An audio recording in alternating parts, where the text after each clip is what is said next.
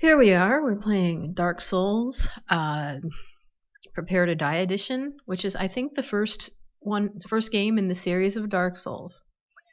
As you can see, I've gotten up to the level of Undead Burg, Undead Bari, Undead Burg, which is a part of the game, which is like, I would have to say, about the second level of the tasks that you're supposed to complete within the game. As you can see, I am using an axe. Isn't that interesting? Yeah. Anyway, in using an axe, and I've leveled up to, I think, about 21 in this part. I've gone through a lot of backtracking and forward tracking, repaired my armor, because this is actually the very first character I made, and this is the one that I didn't kill anybody with, and except for the merchant, and I didn't kill any main characters with this, but what I'm doing now is I'm trying to get to my objective, and I think in this one I'm supposed to ring the bell of the undead, and that's the objective at this point. It seems also to be one of the main tasks on the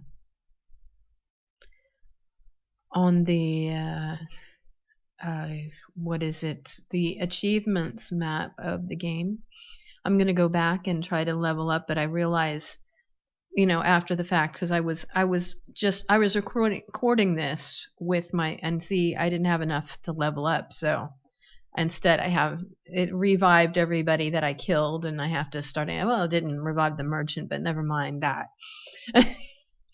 Anyway, I really like the visuals of the way the mechanics and the sound effects, unfortunately, which you cannot hear here. The sound effects I really like. I have to confess, I really enjoyed the sound effects. I really enjoyed actually not missing when I slam a direct hit with the axe.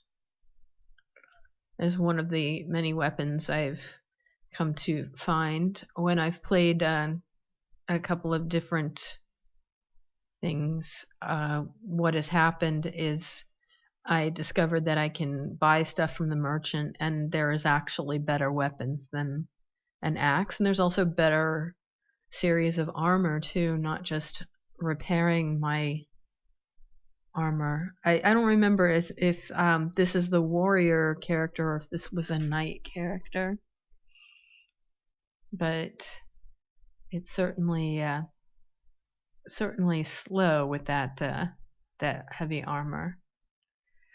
Anyway, I know it looks easy, but I've done this so many times at this point in the game where I know where I'm going mostly. Anyway, and there's 15 minutes to talk about it, so I'm talking about it. Also, yeah, I did this on Sunday night. I just decided to just take a look. Praise the sun. What was a praise the sun? Am I supposed to? I don't have that gesture. I'm playing with a keyboard and mouse, by the way. So I've kind of got a limited options, considering that I only just recently found out there are actual patches for using the keyboard and mouse that, I had to experiment with everything to figure out how to change the weapons, use the flask, I had to learn all this stuff on the fly. So this is the character I actually learned that with. The very first moments of the game were kind of tedious because I'm trying to figure out, hey, I got a key to something, and it took me like a whole half an hour. Well, it takes you a long time to put together your avatar, but then I actually had to go through, how the freaking hell am I supposed to use this freaking key for this cell? how am I gonna do this? And press A. It's not press A, it's press Q when you use it. Anyway. And then there's also, as if you don't have that not going for you, use magic rating 15. Okay, as if you didn't have to have that problem. The keyboard and mouse situation, you also have to run through things. And here's the other thing. Did I get enough to level up? And yes, I have enough to level up. I'm gonna increase my strength to 20, and hopefully this is gonna give me enough strength to slaughter anything in my pathway that's getting on my nerves. I also ended up using. I'm checking here to see if I had anything to humanity, no humanity. Whereas I did 2 times in this for this one particular character, have restored my humanity only to have it broken to pieces. Also, my armor was broken to pieces, so I had to go all the way to some place to look for the character down below to fix my armor with a payment of souls and take little shards of materials, which they managed to repair my weaponry and stuff. So there's a lot of maintenance in the game, as well as I really like the mechanics. You can really enjoy the dynamics of it. If I had a bigger screen, and if I had a bigger if I put it on my TV, like on a really big screen TV, and have nice stereo, this would be a really fun game to play. I mean, it's a fun game now without all that stuff dead.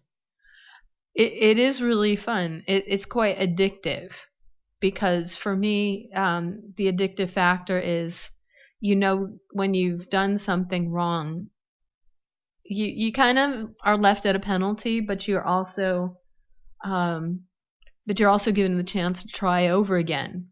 And this is probably why, really, one of the biggest issues of this is when you gather all these souls and then you don't make it back to the bonfire hole. And so you better recover them, or you're going to end up you better recover, like I'm gonna do now, and get over there. And meanwhile, somebody's on the roof throwing shit at me on fire, and saying, I'm gonna go slaughter these guys who killed me before, as you can see, while I'm getting burned. And then I've recovered the souls that I'd left behind. You only get 1 recovery per turn. If you return to the bonfire before your recovery, then you lose that progress, if you had anything there. It depends. You have to weigh out your benefits, and one of the biggest issues that I can understand would make anybody rage is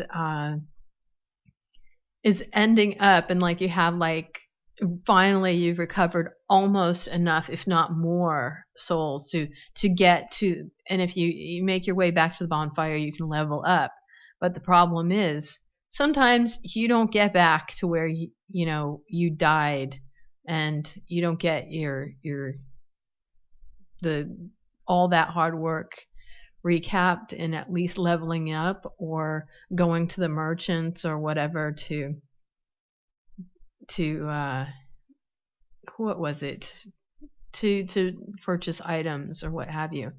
This is one of the this was a tedious bitch there. This guy's always, I was not only getting hit by a firebomb on the from above, but I was also getting shot at with an arrow, and I was also getting hit with a firebomb below.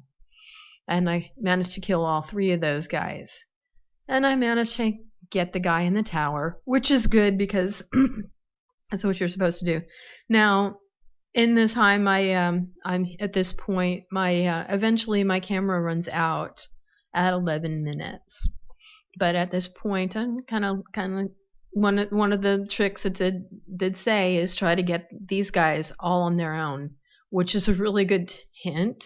So that's why it works. You get these guys on their own. At least they're not going to be flanking you beyond your or getting behind you.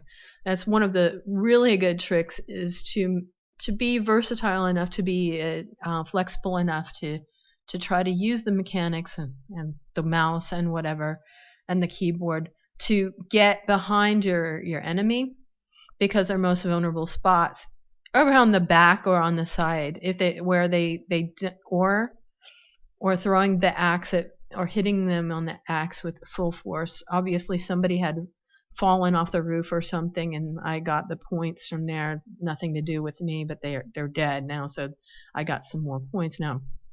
I'm on my way. I got the 3 guys down there, but there's still one guy left, and he's up there, and I gotta go get him now. He's rushing down here with his sword to kill me. He's very, very heavily armored, but I managed to slaughter him pretty good with the axe, because the axe has like the most efficient for killing, or killing, for slaughtering them.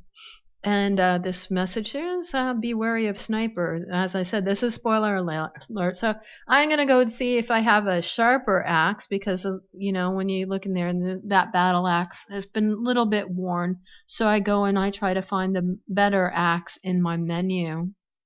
And what happened here?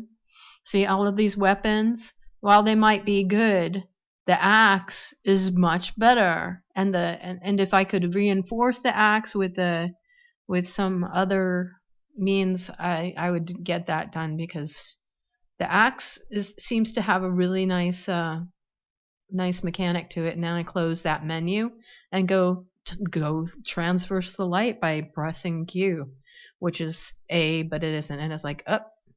And above me I can feel what?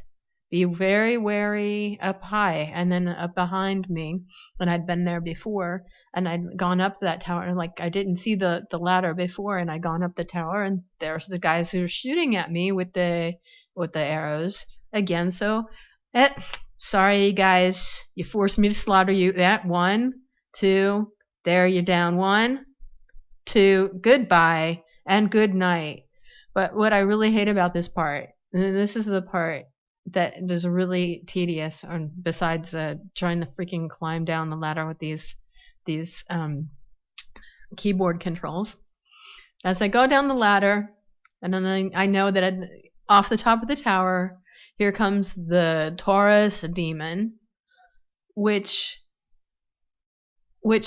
I managed to get at least one, and those touch the bloodstain and see what was somebody else has done or something. I don't know, that little ghost there, and watch the little ghost get slaughtered and say, uh-oh, this looks bad. Anyway, the Taurus demon comes off the top of there, and some notes there from the Orange Soapstone that they have done it. Well, I haven't done it yet. And so I'm running up to the tower, because just like at the beginning of the Asylum demon, you're gonna need to jump off there and stab him in the head. Only I have a better weapon this time. And the last time I tried this, so this is where I really failed, and I really hate this part, because I really failed, because I missed. I totally missed him. And now when I hit him in the head last time, half the point down. If I had the chance to get back up there and climb up again before I die, which I died there, I would have killed him. The end. But I'm dead.